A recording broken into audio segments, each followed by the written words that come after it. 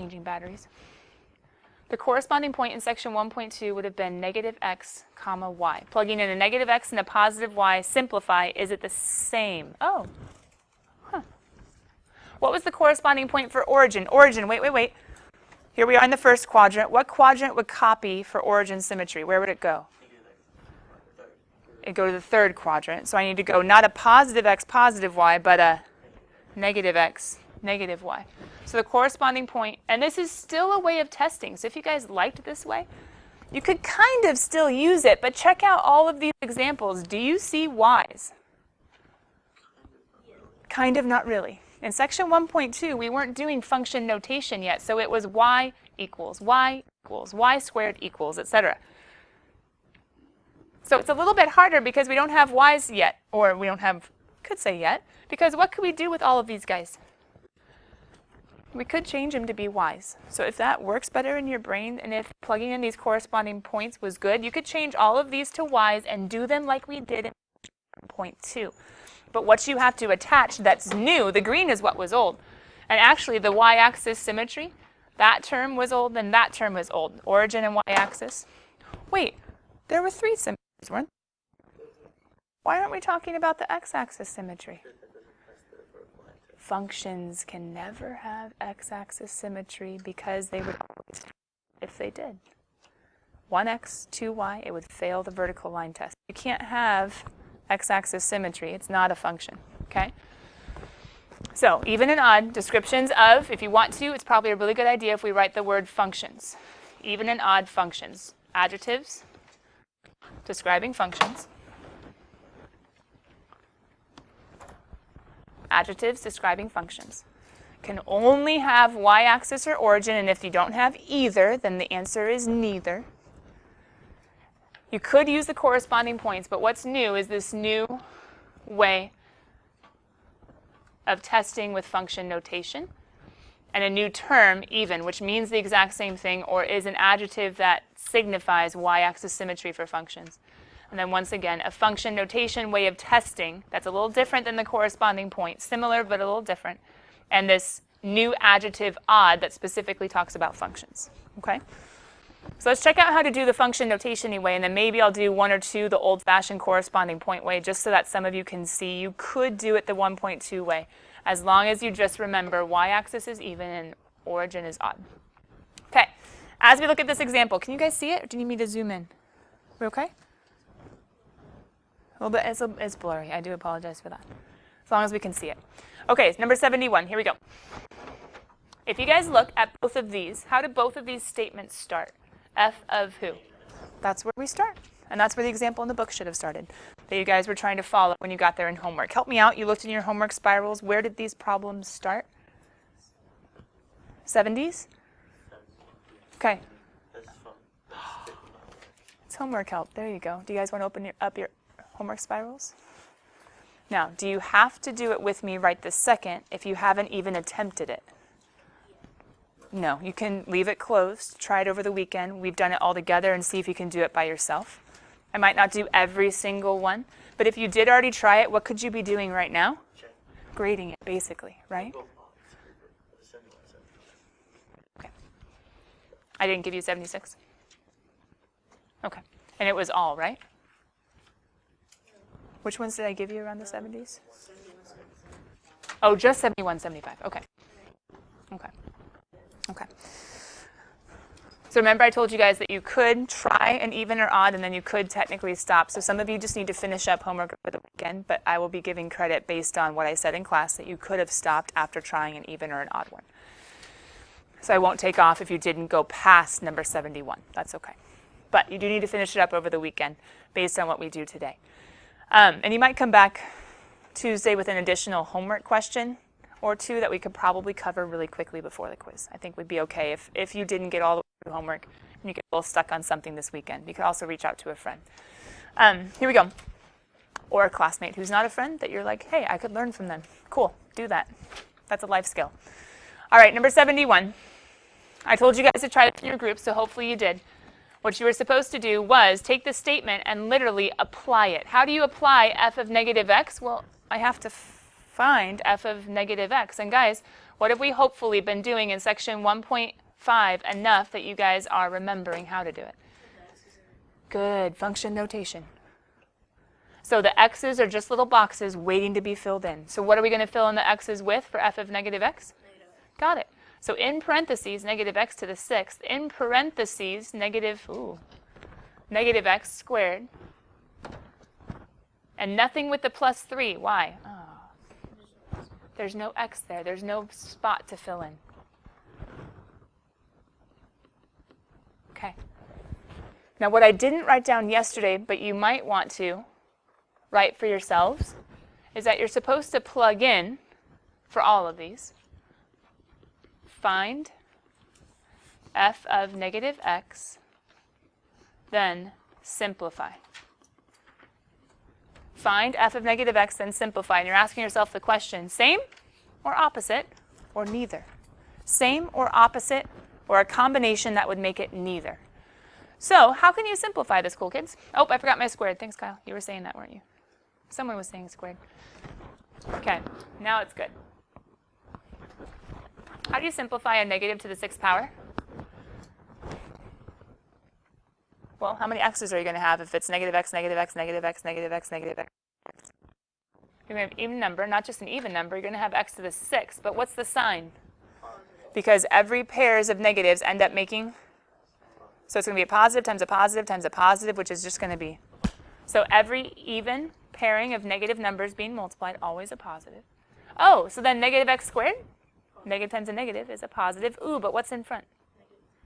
So I have negative and then 2x squared, and then I have my plus 3 that stayed the same. Wait, isn't this the same thing as what was there? It's even. Which you could also say has y-axis symmetry. But according to what they were asking and the homework was asking, it is even. If you're trying to remind yourselves of why, maybe you should say something like same.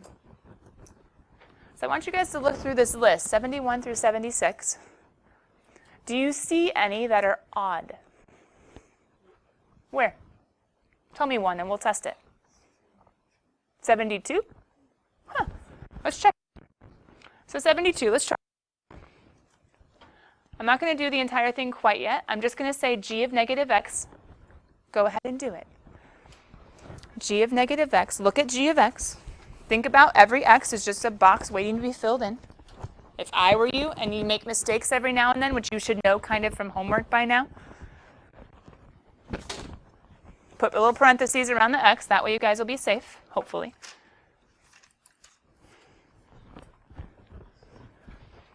Just giving you a second to go ahead and plug in and make sure that you're doing this correctly.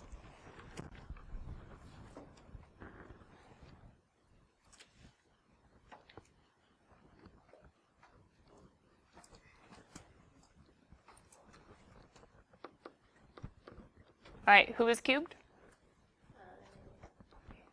Yeah, my mouse is right in the way, isn't he? The negative x is being cubed. Who's being multiplied by negative 5?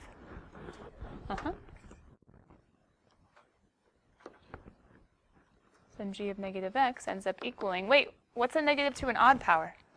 Because I have a positive for every even, but a positive times a negative will be a, so every odd pairing of negative numbers being multiplied will still be negative. Good. But what's negative 5 times negative x? Positive 5x. Now, some of you would be like, each one of them is opposite. Be careful with logic, though. It's going to mess you up a couple times. It's going to mess you up every now and then. What's safer is to say, can you show the entire original as the opposite? Is this legal? Would these two be the same? Would this be the same as the opposite of the original? Yeah, negative x cubed plus 5x. Okay, good. So even though it was dangerous, you could have seen, hey, all the pieces are opposite. But what's best for like more complicated examples is, can you do the opposite of the original and they match? The answer is yes. So if it's opposite, what can I say as far as even or odd? Got it.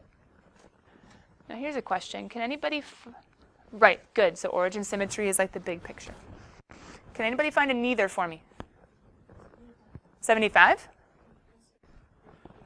Now, 75 is rough for one, well, Mainly one reason. Fractional powers, some of you guys are just not good at, and that's okay. So let's talk about that fractional power for just a moment. Because our brains, most of our brains don't think in fractional powers. They like roots, like radicals instead. So let's go ahead and quickly rewrite this and remind ourselves of what s to the 3 halves is. What s to the 3 halves is. Here's how I remember it, and maybe you'll like it and maybe you won't. If I were to take away the halves, wouldn't that just be a normal power, s cubed? Right? If I cover up the halves for just 1 second, a normal power, s cubed. And that's totally what it's supposed to be, s cubed. But as soon as I see the half, I'm like, ah, stink. There's a line with a 2. Yeah, there's a line with a 2. The half means a square root. Now, how is that different before we even test it and think about even or odd? Do you guys notice how 76 is super? Ah, you guys see that? Because it'd be 4. S is supposed to be squared. Ah, line with a 3. Oh, it's a cubed root. Why our brains don't like it is because it's the 2 and then the 3, or we can say the 3 and then the 2. That's different than the orientation. But if you think of it as it's an s squared with what? Oh, with a cubed root. Got it. It's an s cubed, good, with a square root. The little denominators tell us what kind of root. The denominators give us a different root. Okay, why is number 75 neither? What's so bad if I go plugging in, wait a minute, it has an s. Ah, I can't apply this, it's impossible. No. What would you do? Just make it a negative s. Good. You can put an x in there if you want. Let s equal x. But just f of negative s, we're doing the same strategy just with a different variable. That's fine. When we go to plug in 4 times the square root of negative s cubed, what happens with a negative cubed? It stays negative. Uh-oh. That's not bueno.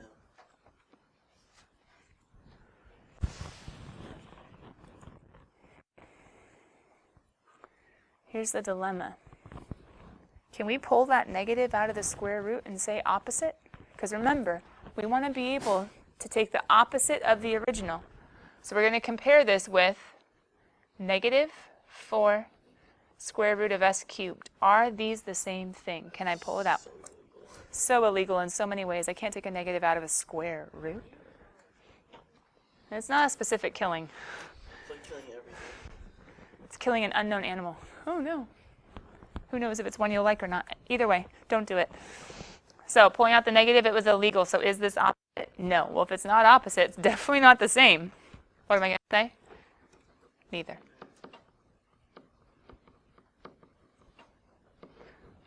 That's an I and a T. Okay. Now here's a question. What's number 73?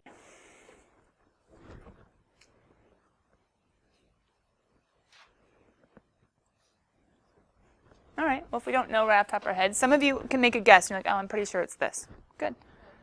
Let's see if you're right. Some of you are like, I don't know until I. Good. Let's do it then. So go ahead. Start off. I'm not even going to write it, but you should know where I'm going. Yeah. Gavin, go ahead.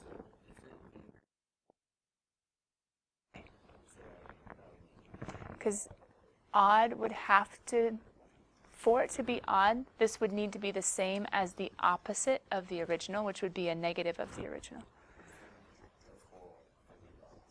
Yeah. Or you have to be able to pull out the negative, which is illegal. Right. Good. But this one was totally legal to pull out that negative. Exactly. Good. You guys already started, right? I'm coming, slowly but surely behind. Well, I guess slowly for me. Sorry, might be a little fast still for you.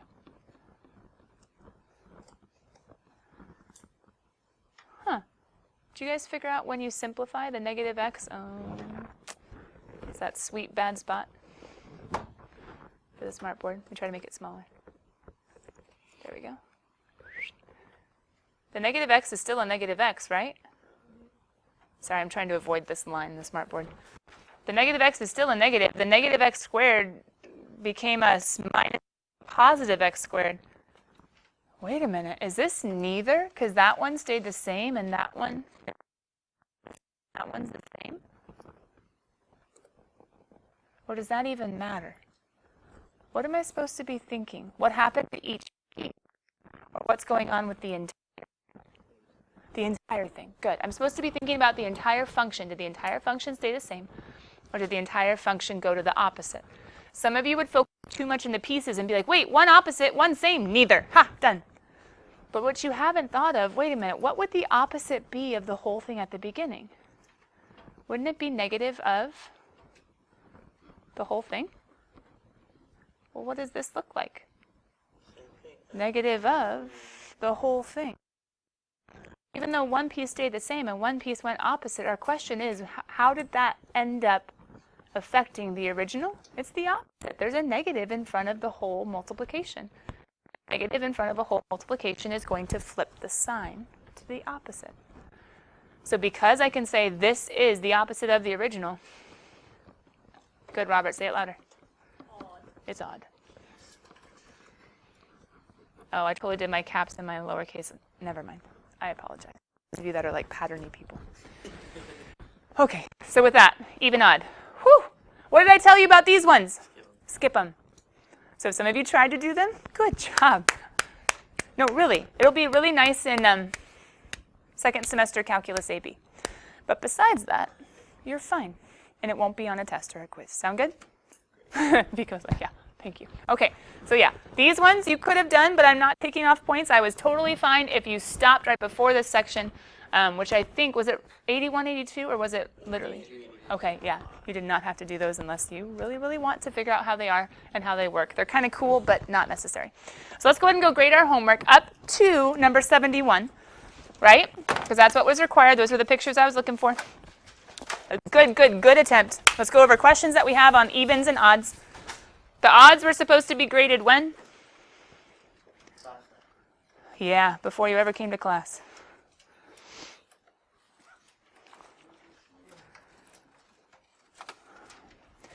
Can you guys give me really quickly, give me 1 second, Robert, just because I want to get this some feedback as I go find 1-5. I want to see from you, don't even have to say anything out loud, even though it is nice when I give like silly problems or questions, yes or no answers. It's nice to have you guys say it out loud because number one, I know that you're tracking, and number two, it helps you stay awake, but so does the cold air. Are you cold, Robert? No. Oh, what was your question? So you know how there's like x-axis symmetry, like when there's all three, we have to find which one it was between all three of them. Yeah. Like, so would you Me in section 1.2? Yeah. Okay. Basically just do the same thing, but for all three. Basically, but you'd also have to test the x-axis because remember, there's no function notation shortcut way of doing it since it's never possible. Does that make sense? But in the quiz, you might have equations that have x's and y's that aren't written like functions, so they might not be functions where you would have to test the x-axis corresponding point. Does that make sense? Cool. All right, here's what I want to hear from you guys. Sorry, the feedback. Besides even and odd, because we just went over that right now, besides even and odd, the rest of 1.5, I want you to give me like a, yeah, I felt pretty confident, or a little shaky, or no, it was just bad. Ready, set, go. Pretty confident, or bad. Okay. Okay. I'm seeing this. That's not too bad. This is when I really get scared. Does that make sense? But I'm seeing this as far as I'm seeing some of these, and some. Okay, here we go. Homework number 5, section 1.5. Pause really quickly. Look at your homework. For the first section, did you give me directions, some sort of vocab, some sort of fill in the blank, some sort of direction as to what 2 and 6 were? If so, good. You're getting full points on directions as long as you keep it up. But hold on, pause. For number 2 and 6, did you give me some sort of description as to what you were answering with zeros? Good. You should be getting full credit on writing problems, not just directions. If not, you got to fix that. Okay, number 2, zeros. Number 6, odd. Yeah. Uh-oh. It switched? Thanks for checking. Which one did you guys do, 20 or 21? You did 20. So this is the wrong function? Cool. Let's go ahead and do the right function. Thanks, guys, who were checking that out. But you know what's really awesome? Typos. You guys caught it right away. So we get the right problem instead of all of you thinking you were wrong. So good job. Number 21 is not what we needed to do. So number 20, can you guys tell me what the function is? 9x. And that's it? Cool. What were the directions? Should be right there. Find the zeros. zeros means, function zeros means set who equal to 0? F of x, or the y value. Set the function equal to 0, function zeros. What did we talk about yesterday and the day before that we need to remember mathematically about doing this whole thing? Add? No. What are we supposed to do? Starts with a f and ends with an actor. Oh, why didn't we say that all right away? When we're finding zeros, we always need to think of doing what? Factoring. Well, that's horrible. When we need to find the zeros, what do we need to be thinking of doing? Factoring. A little bit better. When we find the zeros, what do we need to think of doing? Better. Factor or factoring, I don't care, either one. We need to factor. So, how do we, oh, there's a greatest common factor. What's the greatest common factor? X squared.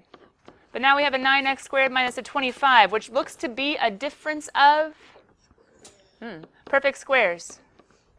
If you have an a squared minus a b squared, what can you factor that to be? A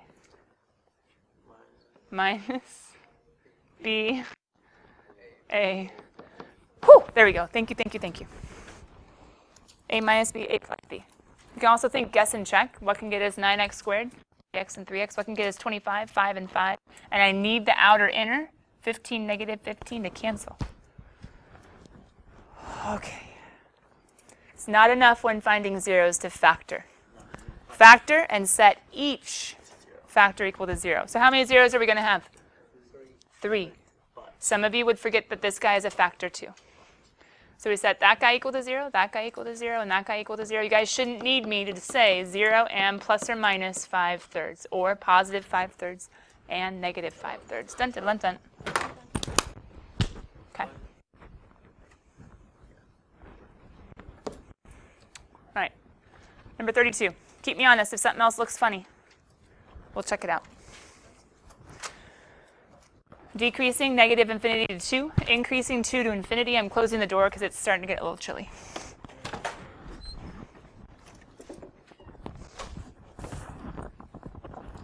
Good?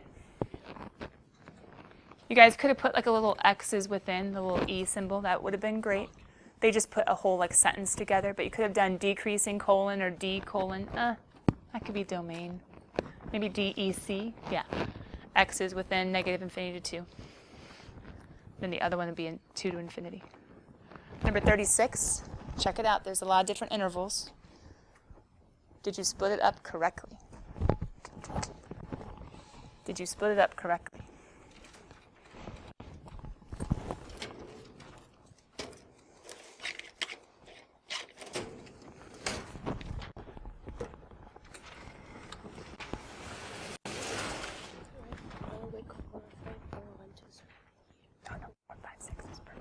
Thanks, Rachel.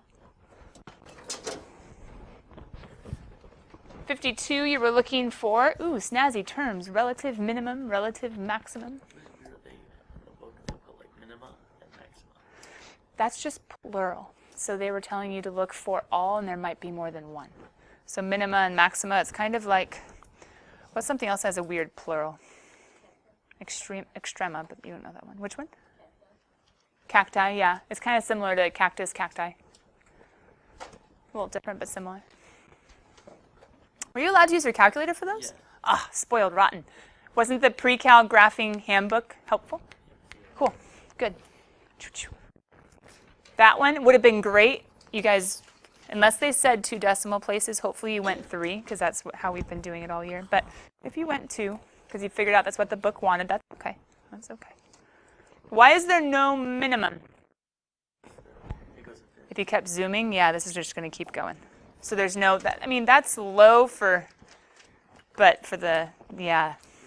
A relative needs on 2 sides it to be the highest, or on 2 sides it to be the lowest. Yeah, that one only comes from one side. The domain is x. Why is the domain x less than or equal to 4? Yeah, because it's a square root, right? So 4 minus x has to be greater than or equal to 0 if you subtract it and divide it by a negative. Or just think, can x be 5, 6, 7? No, it would be a negative number. So it stops at 4, but it can go lower way over here. Huh?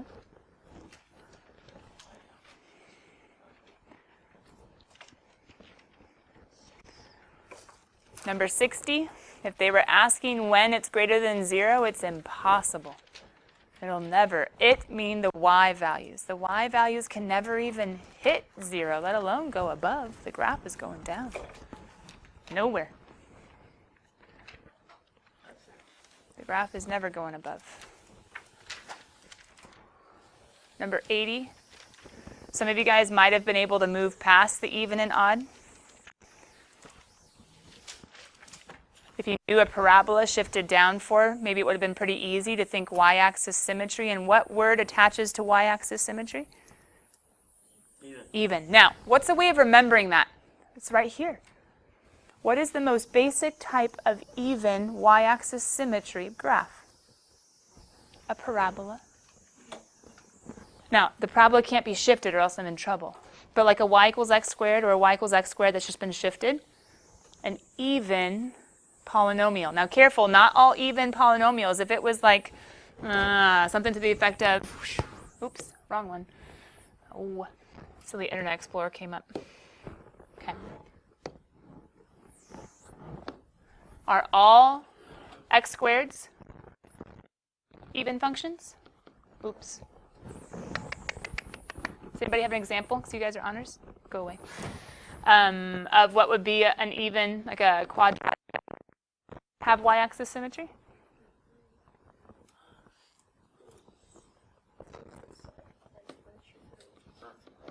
Yeah, what if it moves to the which would be the same thing as x squared don't count.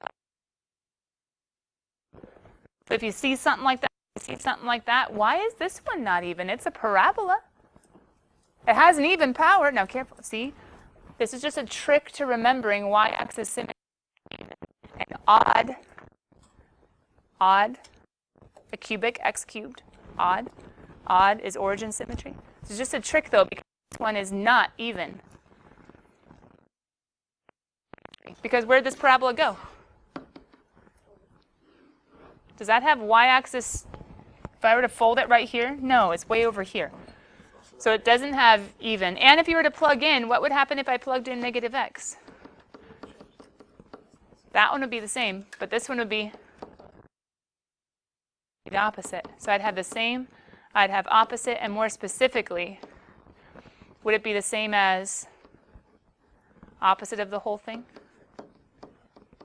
It's not the same because it's plus instead of minus, and it's not opposite the whole thing, so that one is going to be neither.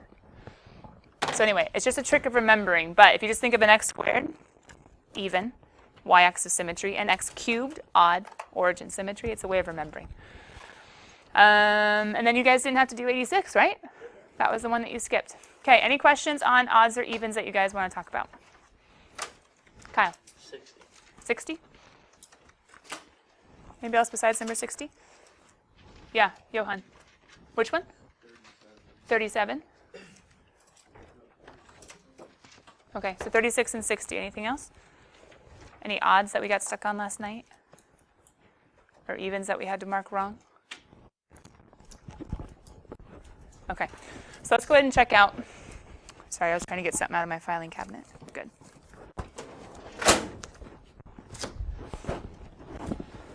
First of all, number 36. And see what the directions were.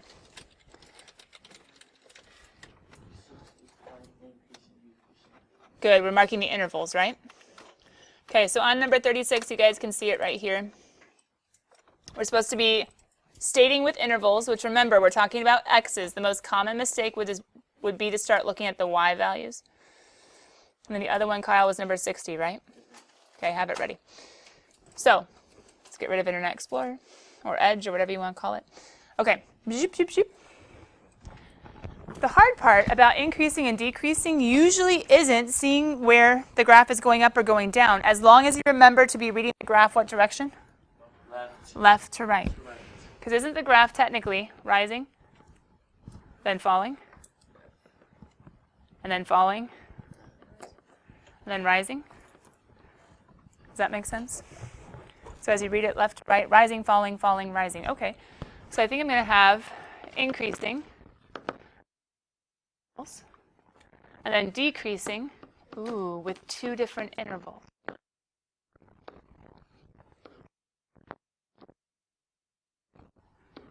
symbol, and don't have to memorize that.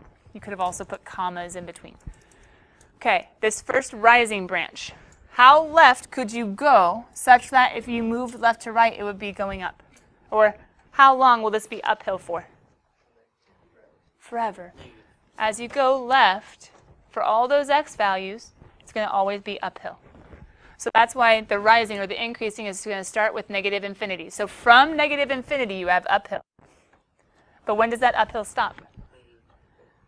Don't go here. You got to look up to the x's. So for all the x's up until negative 2, when x is negative 2, it stops rising. And at negative 2, what's it start doing? It starts falling. Now, here's a trick.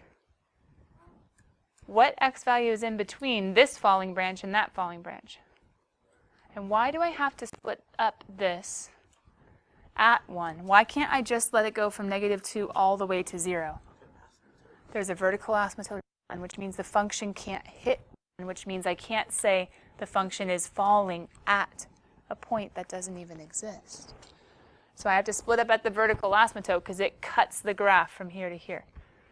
But the graph is falling from negative 2 to negative 1, and from 1 to 0, the graph is falling. But at 0, x equals 0, it'll start rising until how long?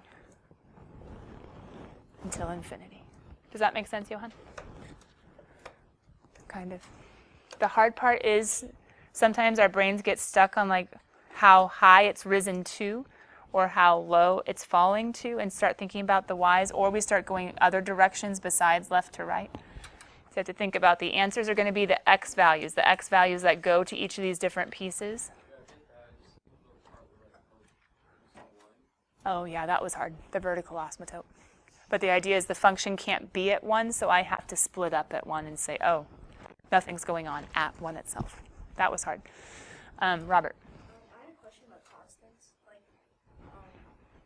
do you write the points at 3 points? Like, do you write the 2 points that it's at, or do you just write like? In order for a function to be constant, it has to be level for a certain place. And just like we do with these intervals, you're going to use the x value, like on the x-axis, the x value where the leveling off starts, and the x value where the leveling off ends. You're not using the y's at all. Does that make sense? Okay. So could you like educate the guest there's a vertical asymptote because Yeah. it doesn't seem to it doesn't have Because you have going down, which you would assume to negative infinity, and going up to positive infinity, and a vertical asymptote always exists when you have that behavior. Yeah. Yeah. But good question. Number 60 was the last question that we have, and then we really need to talk about the quiz for at least a couple minutes so that you guys can kind of think about studying. So, new. Here we go. Determine the intervals for which f of x is greater than or equal to 0. For number 60, it does say to graph the function, and since I've mentioned to you guys that making graphs of functions for some of these shouldn't be too bad, even though they're kind of a little different than we're used to. It's not mx plus b, it's b minus or b plus mx. You should be able to figure out the graphs of some of them pretty easily, but some of these we haven't really mastered yet. We haven't talked about transformations and basic graphs of square root of x or absolute value of x. So at this point, it would have been okay to maybe make a table. This would have been one where a table would have been a good idea, and tried something like absolute value. I don't know. I think negatives do one thing and positives do another thing. That might have helped. Maybe you know what an absolute value of x, like a normal one, looks like, so maybe you could have done like a little transforming thing where you say, hey, I think this one has been transformed and reflected, and maybe you would have been able to go ahead and move it up 1 and then flip it down, so you would have figured out that this guy is actually down here. But even if you had done a table, you would have done like doom, doom, doom, doom, doom, and you might have figured out the v. The long story short, when are the y's greater than or equal to 0? Well, isn't this when y equals 0? When y equals 1 and when 2 and then 3? Is this graph ever going up there? That's why the interval is none. The y's will never go up to 0 or 1 or 2 or 3 or 4, or any of those values, which is why we say none. Because for this one, wouldn't the range be the y's have to be less than or equal to negative 1? Y's are never going to 0 or above. All right, cool kids, let's talk about the quiz. So on Tuesday, I will ask really quickly if anyone has another type of question from their studying or from their reviewing. Since we have a 3-day weekend, and it's not just like immediately after we've covered these questions and gone over them, etc., I am going to go ahead and put in Google Classroom a Chapter 1A review. I'm just going to give you a few problems. It's not going to be like a full test review. Usually I give you a full homework. It's from the chapter review questions at the end. I'm just going to give you a few just to give you some practice. It's not going to be like a super long homework. You need to practice in order to see if you're getting it or not. So I am going to put up another quick review homework I'll say by lunchtime. I should be able to do it during 5th period today. But let me give you a few hints. You might want to write this down about what in particular to study for your quiz. Okay? It's literally like one page, one side. You can put it wherever you want, wherever you're going to see it and study. You're going to want to look in section 1.1 or review from section 1.1 the tricky problems that had to do with what quadrants certain points or characteristics are in. You're going to want to make sure you know the standard form of a circle. That was an important formula from, I think, 1.1. You're going to want to review solutions and how to know whether or not a point is solution. Symmetries and even and odd. Symmetries and even and odd. And function notation, how to do the f of x or f of anything that I ask you. What did I not say? Difference quotient. Or increasing and decreasing. You might want to look at domain 2. Bye guys, see you later.